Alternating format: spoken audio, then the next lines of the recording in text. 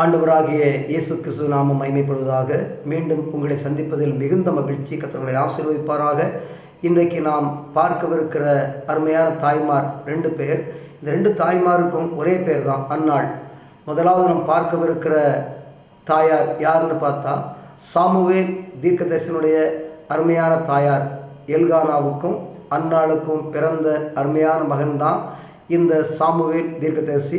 Samuel தீர்க்கதரிசி சாதாரணமான ஆள் கிடையாது.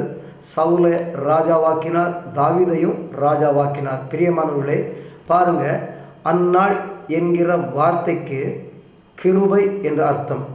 1 சாமுவேல் 1ஆம் அதிகாரம் 20ஆம் வசனத்தில் இந்த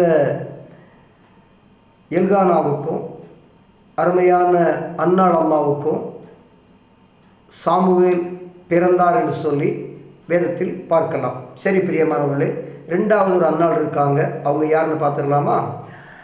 லூக்கா புத்தகம் 2ஆம் அதிகாரம் 36 முதல் 38ஆம் வசனம் வரை சொல்லப்பட்டிருக்கிறது. பானுவேல் என்று சொல்லக்கூடிய ஒரு அருமையான நபருடைய குமாரத்தை தான் இந்த அன்னாள்.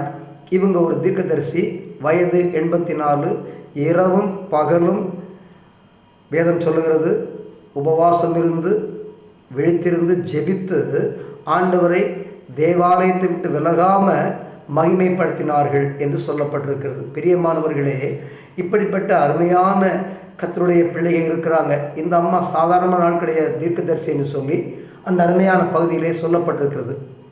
பிரியமானவர்களே, ஆண்டவராகிய தேவன் இந்த நாளிலும் கூட இந்த 2 அன்னாளை குறித்து உங்களுக்கு சொல்லியிருக்கிறாரு. நீங்கள் இதை மற்றவர்களுக்கு தெரியப்படுத்துங்க. இந்த நிகழ்ச்சி உங்களுக்கு பிரயோஜனமாக இருக்குதுன்னு சொல்லி நாங்கள் கர்த்தரை நம்புகிறோம். தொடர்ந்து எங்களுக்காக ஜெபித்துக் கொள்ளுங்கள். நாங்களும் உங்களுக்காக ஜெபித்து வருகிறோம். கர்த்தரை ஆசீர்வதிப்பாராக. மீண்டும் சந்திக்கலாம். ஆமேன், ஆமேன்.